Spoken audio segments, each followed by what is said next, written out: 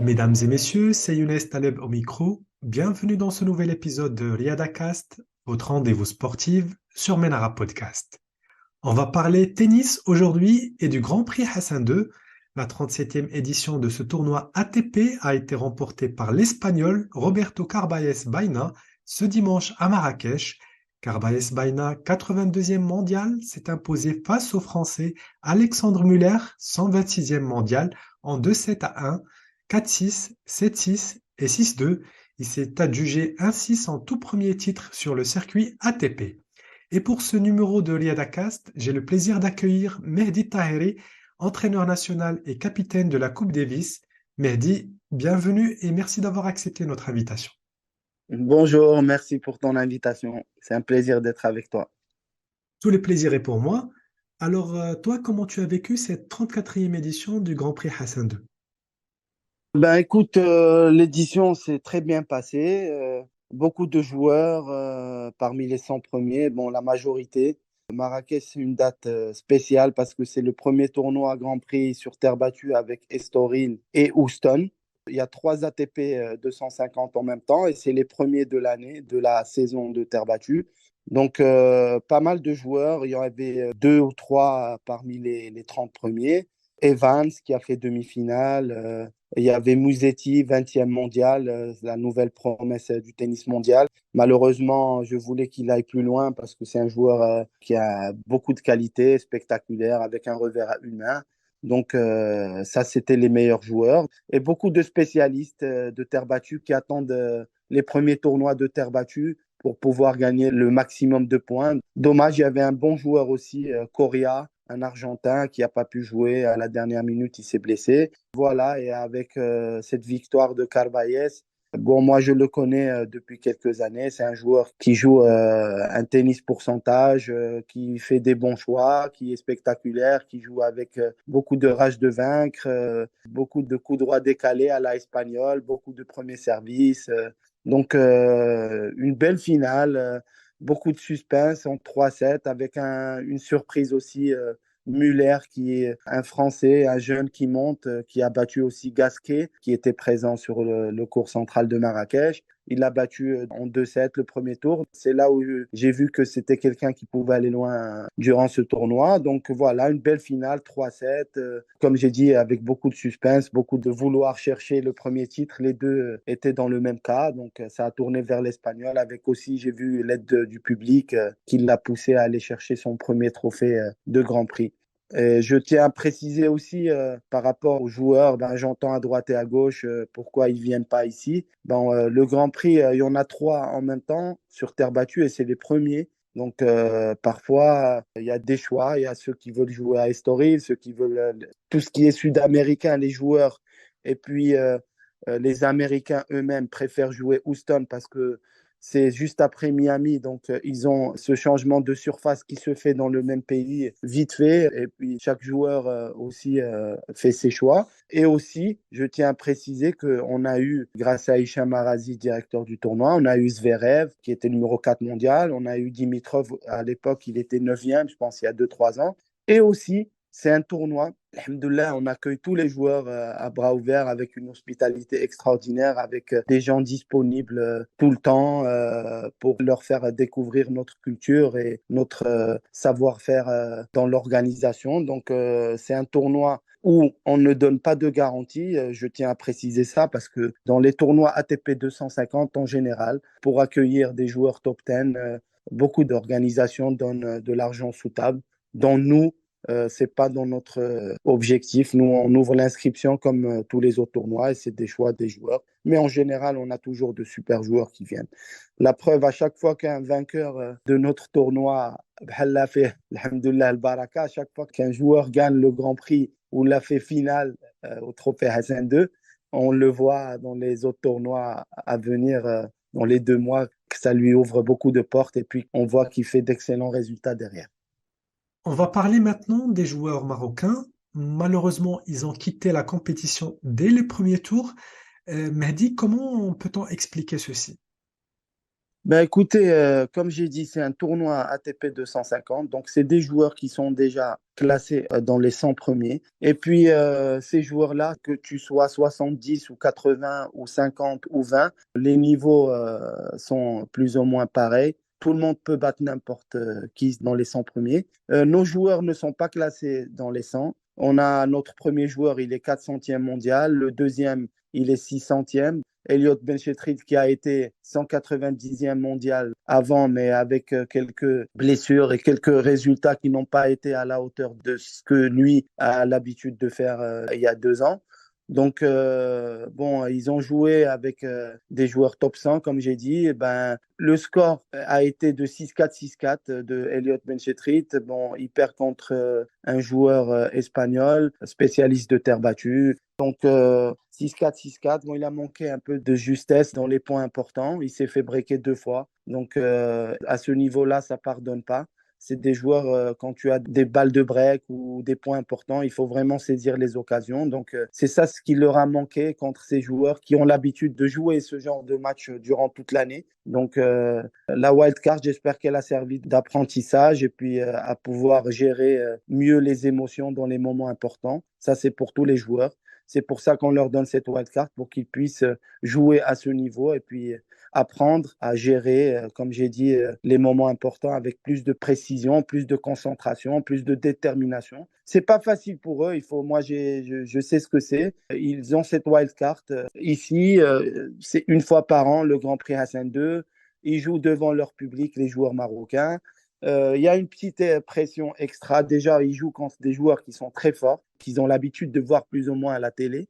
Donc, tu te retrouves avec eux sur le terrain, avec un public marocain qui attend aussi une belle prestation et une victoire. Donc, quand même, il faut gérer cette pression aussi de jouer devant ton public qui attend de toi une victoire contre des joueurs qui sont forts. Donc, tu as envie de jouer pour eux et pour ton pays, mais tu te retrouves aussi contre des joueurs qui sont redoutables et qui sont forts.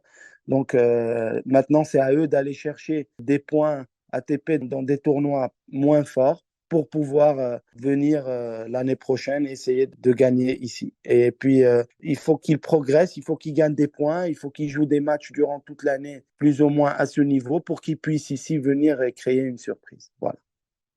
Tu as parlé tout à l'heure d'Elliot Benchetrit, 445e mondial. Il s'est disqualifié en 16e de finale en s'inclinant face à l'Espagnol Jaume Munar en 2-7, 6-4, 6-4. On l'écoute, il était au micro d'Ariadia.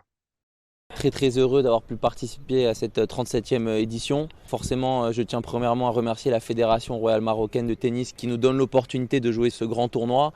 Moi j'ai l'habitude de jouer des tournois de deuxième ou troisième catégorie. Là c'est un tournoi de la plus grande catégorie qui se compte. Voilà. J'ai fait un bon match. Cependant voilà, le joueur contre qui j'ai joué était 83e mondial. Donc c'est l'élite du tennis et c'est des joueurs qui jouent les 4 tournois du Grand Chelem, qui sont dans les meilleurs au monde. Donc voilà, je suis satisfait de mon match. C'était un bon match. Cependant ça n'a pas suffi pour gagner. Il faut rappeler que dans les catégories de tournois que je joue, j'ai gagné un tournoi en début d'année, mais on ne peut pas espérer dans ce genre de tournoi où il y a des joueurs beaucoup plus forts, espérer forcément gagner le tournoi du premier coup. Voilà, je pense que la moyenne d'âge de ces joueurs-là est plus âgée que moi pour l'instant et que je travaille très dur au quotidien pour arriver demain à battre ces joueurs-là ici et moi aussi à rentrer dans le top 100.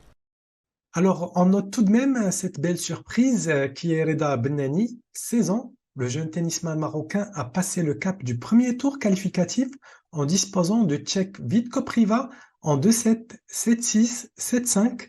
Kopriva qui est 149e mondial, alors que Reda Benani figure à la 1374e place du classement ATP. Mais dis un mot sur ces jeunes comme Reda ou encore Aya Aouni et Malak Alami qui obtiennent des résultats encourageants et qui sont certes l'avenir du tennis marocain. Bah exactement, très très belle victoire. Bravo à Reda Benani pour ce match exceptionnel. Il a 16 ans, c'est la promesse du tennis national. Il est 30e aujourd'hui mondial junior. Donc pouvoir gagner un joueur 150e mondial à 16 ans, c'est vraiment très très bien. Je pense que ça va beaucoup l'aider au niveau mental pour voir qu'il est capable de gagner ce genre de joueur. Donc, c'est très bien pour sa confiance et je lui dis bravo. à lui et à son staff qui fait un excellent travail avec lui. On lui souhaite bonne continuation sur les tournois à venir. Concernant Malek et Aya, c'est des joueuses aussi qui sont pris en charge par la fédération depuis quelques années, avec l'aide aussi de leurs parents, de la fédération, du comité olympique. Donc, on fait un excellent travail avec eux. Elles sont classées aujourd'hui entre les 50 premières juniors du monde. Donc, c'est très, très bien pour le Maroc. Elles vont participer au Grand Chelem junior comme bien sûr Reda Benani. Donc on aura une présence féminine et puis aussi de Reda bien sûr. Donc c'est très bien pour le tennis marocain. Pour pouvoir avoir des joueurs comme ça, c'est vraiment excellent. On leur souhaite tout le meilleur. Mehdi, aujourd'hui, qu'est-ce qu'il manque au tennis marocain pour qu'on arrive à des résultats meilleurs? Ben écoutez, moi quand je jouais, déjà il y avait cette locomotive, il y avait mes grands frères Hicham, Arazi, Ousseinaoui, Karim Alami. Donc il y avait ce rêve qui était installé un peu partout. Donc on les voyait jouer dans les grands tournois. Donc on avait envie de faire la même chose. Ben, il faut travailler, il faut y croire, il faut avoir les choses claires dans la tête, ce qu'on veut. Comme vous le savez, aujourd'hui, au Maroc, des gens qui sont dédiés qu'à ça, on en a peut-être 5 ou 6 qui sont dédiés qu'à ça, qui ont arrêté leurs études, qui ont un projet sportif familial. C'est un rêve, comme je dis, d'enfants et de famille en même temps. Donc, c'est des choix qui sont faits à un jeune âge. C'est pas facile pour les parents de faire ce choix. Donc, à un moment donné, il faut pas arrêter les études, mais faire des études en correspondance. C'est ce qu'a fait Malek et puis Aya et aussi tous les espoirs marocains. Ils n'ont pas le choix que de faire des études par correspondance. Donc, c'est un choix dur pour la famille parce qu'il faut s'entraîner 6 à 7 heures par jour. Il faut beaucoup voyager. Il faut aller chercher des points un peu partout dans le monde. Et il faut beaucoup plus de pratiquants au Maroc pour qu'on puisse avoir beaucoup de jeunes qui peuvent se dédier à ça et puis d'aller hisser le drapeau dans le monde entier.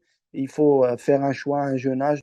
Moi, personnellement, je vois qu'au Maroc, ces dernières années, on forme beaucoup de joueurs. Ils arrivent à un bon niveau à l'âge de 17, 18 ans, mais le choix d'aller chercher la sécurité passe avant le tennis professionnel. Donc, ils décident d'aller aux États-Unis pour faire leur université. Et puis, comme à travers leur tennis, ils ont une bourse, donc ça permet aussi d'avoir la sécurité. C'est ça ce que je pense que les parents devraient peut-être prendre un peu plus de risques. Et puis, les joueurs aussi doivent avoir les choses claires. Il faut être passionné, il faut travailler dur, il faut avoir une rage de vaincre extraordinaire. Donc, toutes ces qualités-là, Inch'Allah, on va les retrouver dans la jeunesse qui va venir. C'est cette perle rare. C'est pas facile d'être champion de tennis, je sais ce que c'est. Mais si tu veux et que tu en as envie et puis c'est ta passion et que tu veux travailler et que c'est ton rêve de devenir champion, tu vas l'être. Mais si tu es entre les études, le tennis, c'est un peu très, très difficile. Le message est clair. Mehdi Tahiri, merci encore une fois d'avoir été parmi nous sur Riyadacast. Merci à vous. C'est un plaisir. À bientôt. C'est la fin de ce numéro de Riyadacast. Merci de l'avoir suivi. Je vous donne rendez-vous très bientôt pour un nouvel épisode. Sur ce, portez-vous bien.